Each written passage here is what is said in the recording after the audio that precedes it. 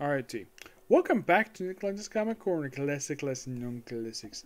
This is episode number 1874 and Doubleshot number 1778. I got 2 trades for Daredevil plus some issues from the series. Well, from the first volume anyways. Alright, first up it is, this as far as I can tell, the second most recent of the Marvel Masterworks Daredevil trades. There's one more left. Next one's released for a little while, but this is the second most recent we have. And here we go. We have Marvel Masterworks Daredevil Volume 14. And here's the book cover right here. This book contains issues 144 to 158. This book does contain the very first issue of the series done by Frank Miller. Yep, and these are your people who work on these issues. But writing-wise, you have Jim Shooter, who does issues 144 to 151. I think that kind of, in a way, 151 does kind of mostly wrap up his run, but I think he does come back a little bit afterwards, but this is his main run. He does do Code 151 with Rod McKenzie, who was, I think, takes over as briefly the main writer before Frank Miller basically does it himself. You have a couple issues here, co-done with Jerry Conway. That's 144, 145. Gail Kane co-writes issues 140, 151. And Mary Jo Duffy does issue 157. The artwork is mostly done by 3 main artists: Gail Kane, Gene Colan, and Garth Fantino. Gail Kane does issues 146, 140, 51. Gene Colan does issue 153. Carmen Infantino, the late Carmen Infantino that is, he does issues 150, 449, 150, and 152. Frank Miller does 158. Lee Ellis does 144. He co-does it. George Acosta does 145. And the late Frank Rebbins does issue 155. Now, is there any first appearances here? Yes, there's one. First off, we have return of the Man Bull, who's basically brought in here to be a bodyguard for the Owl. Yep, it's a 2-part story. Yeah. It's nice they brought back the Man Bull. Yes.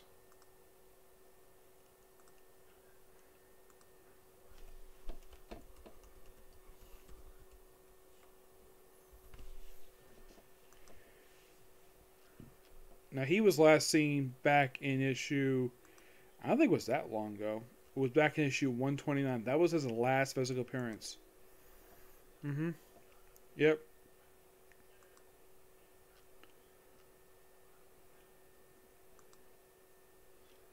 Yeah, and then pretty much in 145, you just have the Owl taking on Daredevil himself for the very next issue.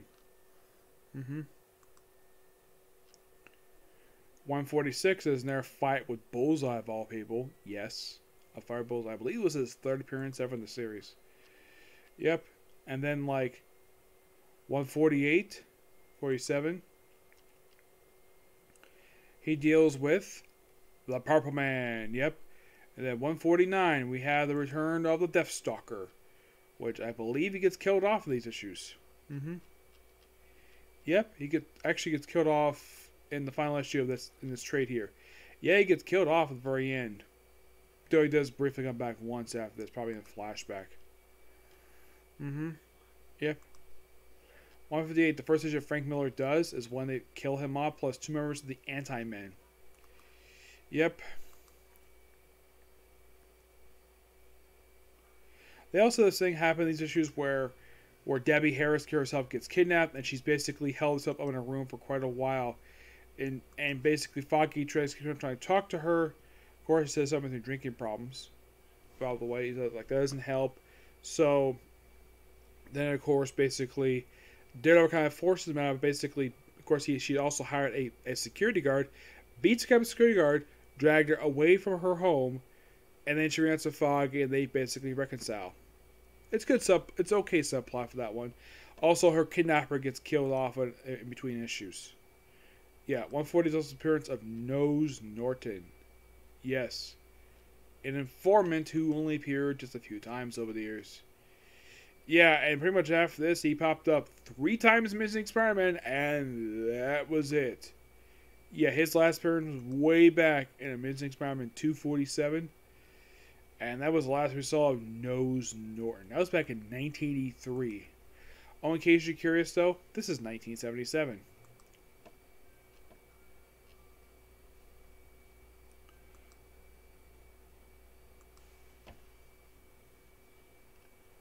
Now, as in the case of the very next issue 149,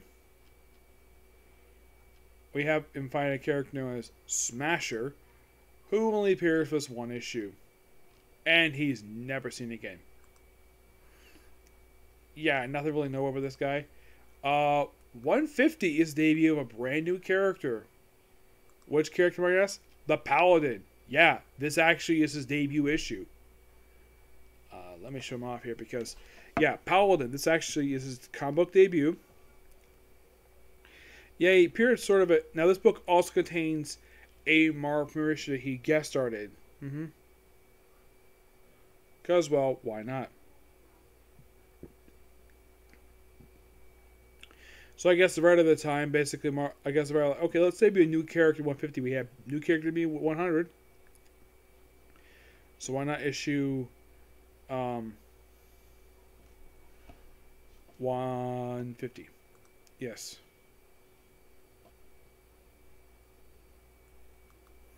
By the way, the guy responsible for kidnapping Heather.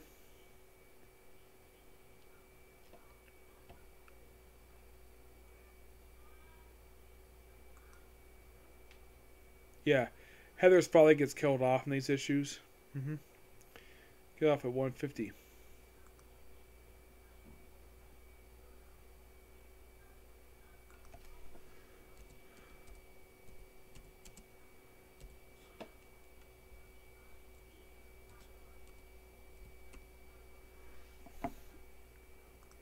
I believe she makes the first appearance in these issues.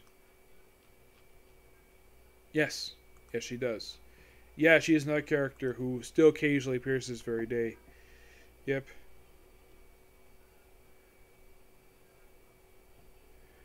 Let me show off the comic debut of the Paladin.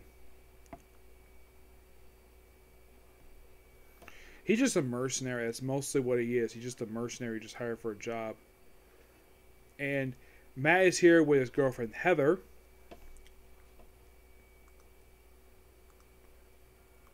Heather Glean.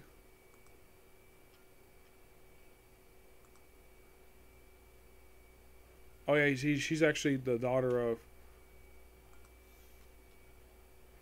Maxwell Glean, which I believe he was responsible for kidnapping her.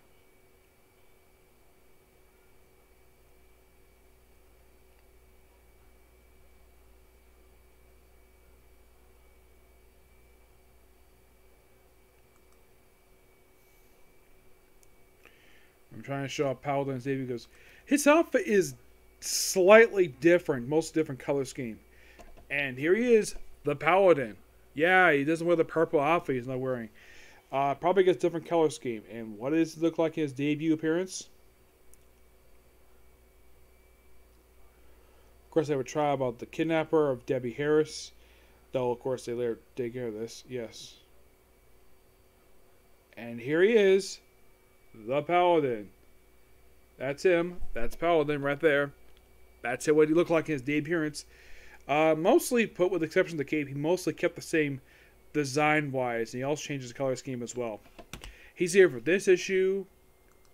He's here for a different issue, per se. Yes. Yeah, I mean, his first appearance, he's a Jim Shooter character.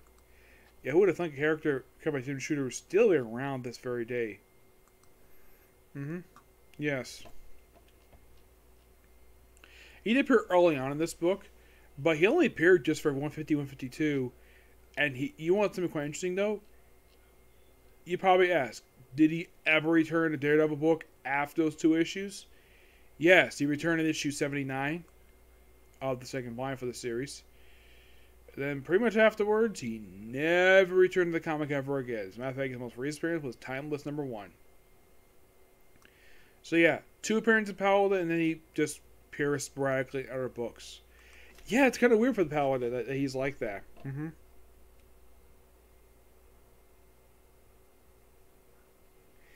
Yeah, though by 150, basically, Heather's father, the father of the Helen's father.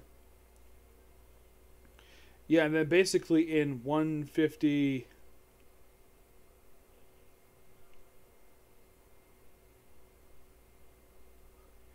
Yeah, it's not 151, mind you. It's 155. Is when they hire Becky Blake as their secretary. Yep. And of course, yes, Paladin makes his return from 152.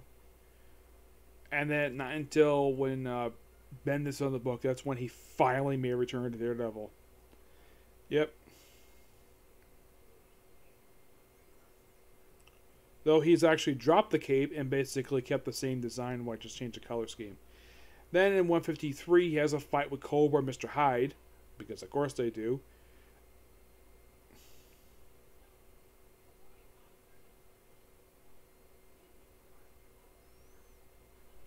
Yep, and then in 154 we have like Daredevil fight a small group of his villains. In 154, aside from fighting Cobra Mr. Hyde, Paul apparently fights the Jester, the Gladiator, and the Purple Man. Yep, they're here for these issues. Oh, I kind of forgot Paladin appearing here.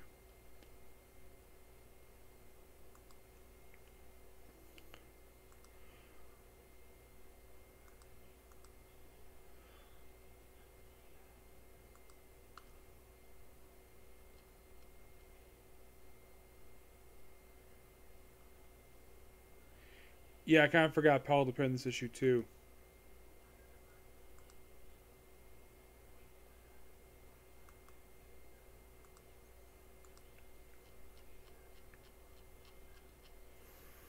Yeah, for some reason it listed this page of appearances. Oh yeah, I kind of forgot he did return for this issue. But yeah, that was I thought it was 152. Nope, it was just one more issue after this one, and that was it. Ask Melvin Potter himself. Well, he, if in case you're curious though, why was his most previous appearance after this one issue, per se? Well, probably 154. His last appearance was in issue 140. And then he appears several times even after that. His most recent appearance was actually Iron Man. Yep. Kind of an odd, interesting issue. Daredevil fighting a group of his own villains will take on the Purple Man of all people. Yes. Mm-hmm.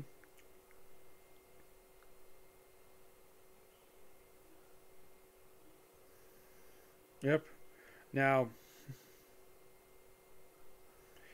yeah, it's an interesting idea for 154. Have Daredevil taking out a small group of villains.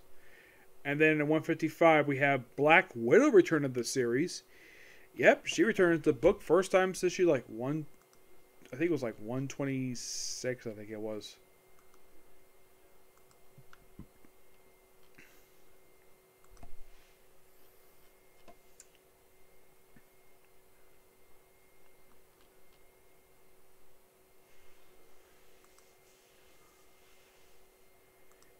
Yeah, it is interesting though they brought back Black Widow for this issue. But this issue is also noteworthy for the debut of Becky Blake, who is a recurring character for their group. Now,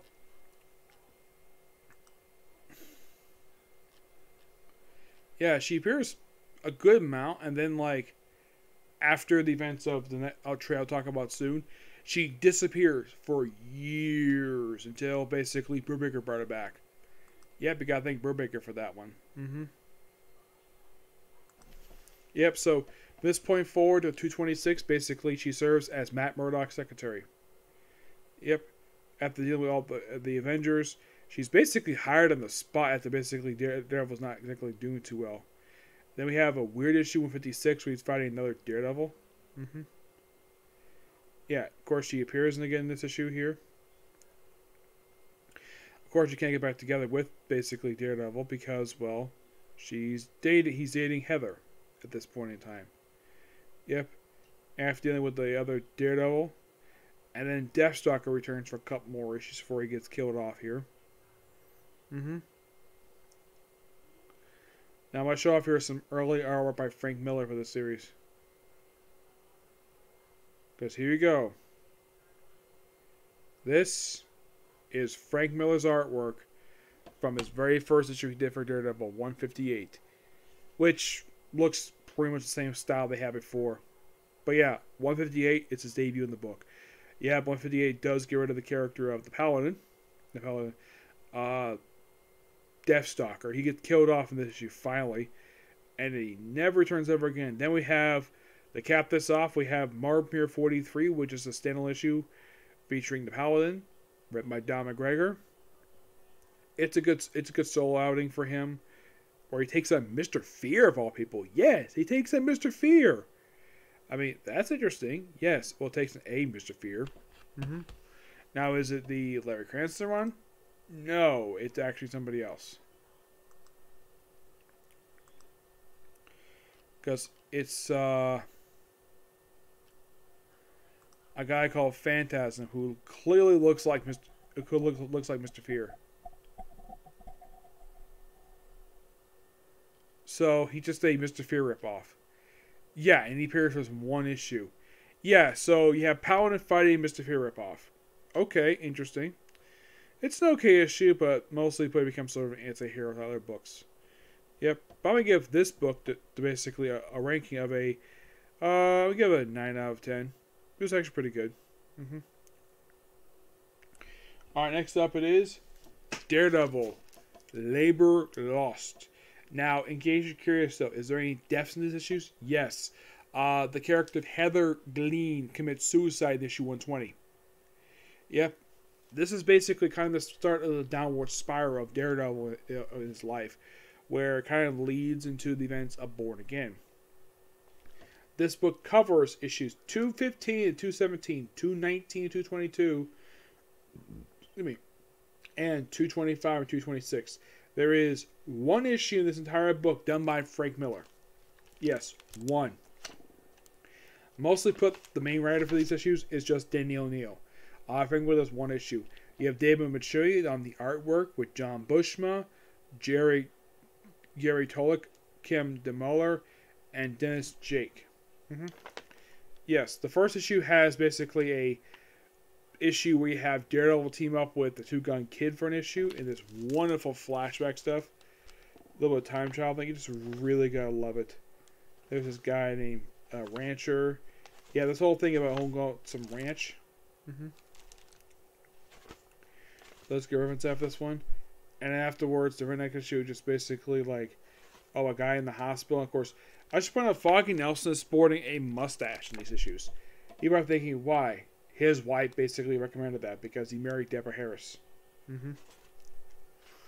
Also, Daredevil was not dating Heather Glean at this point. They broke up in between issues. I'll get to more of that when I talk about when they break up. Mm-hmm. Because it's quite an interesting time when it happens. Yep. Mostly put for a lot of issues, just basically Daredevil going through the motions. For some of these issues, dealing with a lot of like stuff, and you could say like a lot of the now Foggy does shave out the mustache because at this point in time, him and Deborah are separated before they divorce. We also have the Black Widow appearing for an issue, and yes, that is her costume from the 1980s. Mm-hmm.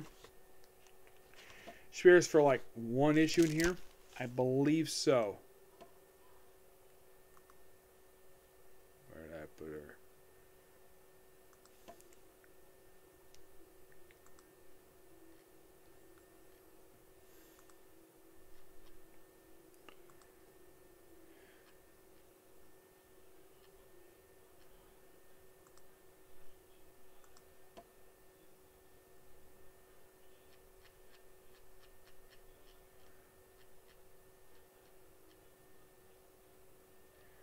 Yeah, when she returned this book, it was actually the first time since 125 that she actually last appeared. She guest starred for this issue, 158. Well, it's like she's here somewhat sporadically, and she's here just for this issue and 122 in this trade, and that's it. She does return a little bit afterwards, but yeah, she's treated sort of like a recurring character in here. But it's all about her basically possibly going blind by her being reached out by Daredevil. And then we come to 220, where basically Gloria commits suicide because she's lonely. And she basically is depressed. Yep. And then, of course, basically, like, well, the Nelson Murdoch office is shut down due to them not paying rent for 3 months. That also happens as issues. More good Daredevil stuff in here. Love the artwork here. It's done really good here. Yep. So, Gloria O'Hara, I think her name is. Gloria, she starts dating Foggy at this point in time. Yep. And, of course, in 225, we have a guest appearance by the Vulture. Yes, the Vulture, of all people. You probably thinking, what the heck is the Vulture doing Daredevil? Good question. It's probably one of the rare times. Also, this issue that the office that Nels Mark were using at this point in time was shut down because they were kicked out of this office because they weren't able to pay rent. And then by 226, after fighting, well, and then have 226 be Return of the Gladiator with no using saw blades, basically look like a Coliseum gladiator for some reason. He talks to Betsy, his girlfriend, and then of course the office is shut down. And well, this leads into someone was born again. Now, as for Becky Blake herself, she's never seen again Daredevil after this until Bendis brought it back for one issue of his. Actually, it was one issue done by Kevin Smith, and then after that, she was brought back with Brubaker run. Yes, so it's kind of weird though that she's brought back here. She basically is here to 226, and then she's not seen again for years. Yes, not until Daredevil Volume 2, issue number 8. You see, basically 226 came out in 1986. And a return happened in 1999. Yes. Let's see, I think it may have been a cameo. Yeah, it was just a cameo, but I would say fully was probably 82. That was probably her first full return. That was basically her full return for the book. Was 82. Was back in 2006. Roughly 20 years. So, with exception of the cameo, basically, yeah, you got to thank Ed Brubaker for bringing her back. Gloria O'Brien was Foggy's girlfriend, and she did also briefly date Matt Murdock. Well, she was killed off in the storyline known as the Cruella Saga. She was killed off in 340. Yep. And her first appearance was basically part of this one. And she was a prominent character in the book until she died. Yep. But yeah, this book is actually really good. I think the stuff is actually pretty good for Daredevil stuff. Though it's basically, you could say this whole stuff in here, just a lot of setup for stuff that leads into Daredevil Born Again, which that's a very big storyline that is. I will be discussing later video when it comes to the trade itself. Now, before this video here, I'm actually going to discuss 3 individual issues that are not in this trade. First of being 218, an issue done by the late Danny O'Neill. This put Jester put on a big performance. Yep, with artwork by Sal Buscema, Alan Harvey. My guess, even Danny O'Neill did write this. My guess is probably because of the artist, and probably because it also does not much to do with whatever the labor lost is. But it's weird though that Danny O'Neill kills off a character that he didn't necessarily create. It was created by somebody else. Yep. So one thing I've noticed though about Daredevil girlfriends, almost all of them, like all the ones who appear throughout Volume 1, like here's one for you. Heather was the first one to die. She died first, and then you have Glory who died in the 90s. You had Karen also died in the late 90s. And these are the ones who were technically dead. You could say, oh yeah, what about Elektra? She was briefly dead, then she came back. Most of the point, this is all about swordplay, just basically exploring stuff with Matt Murdock. It just basically just her doing like one good performance for. It's also a good haunted house-ish type issue, but not much myself there. Just basically just her having some fun. That's really what this issue is. It's pretty interesting what it is. Not bad artwork, but this basically 1980s artwork, mind you. Yep. Moving on to 223, where it's basically a Secret Wars 2 tie-in. Also, I gotta talk about the logo on here. Yeah, that was a logo Postage 200. They actually adapted this logo for a little while. I think they stopped using this once Born Again happened. Yeah, this is able to put basically Daredevil with the whole Beyonder stuff. And here's the appearance by the Beyonder in an issue of Daredevil. You might be thinking, who does this issue, you might ask? The Neo Jim Shooter. Why Jim Shooter wrote the issue? Because he created, well, the Beyonder. So of course you write this issue. So it's called The Price. And just basically just Beyonder just doing stuff. He was doing other books because, well, Secret Wars 2, basically him coming to Earth and doing weird stuff as it is. Just not really noteworthy issue per se. Just an okay one. It's got good artwork though. Of course, you have Matt reunited with Gloria.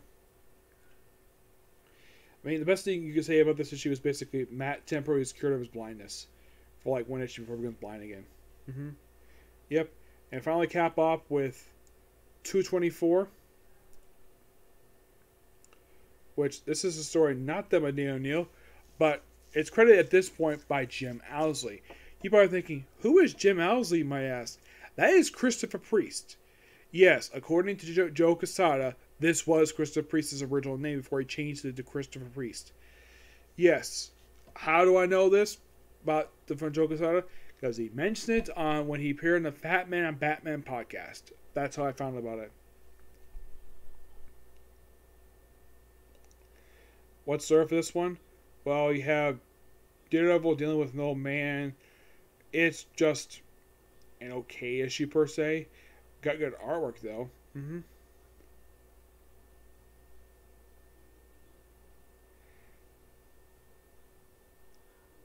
And basically, Matt Murdock Daredevil talking to a guy called Knox.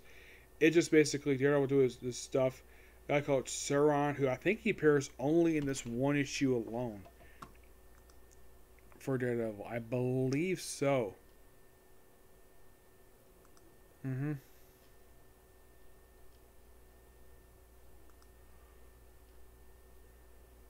Yeah, this was actually his solo appearance.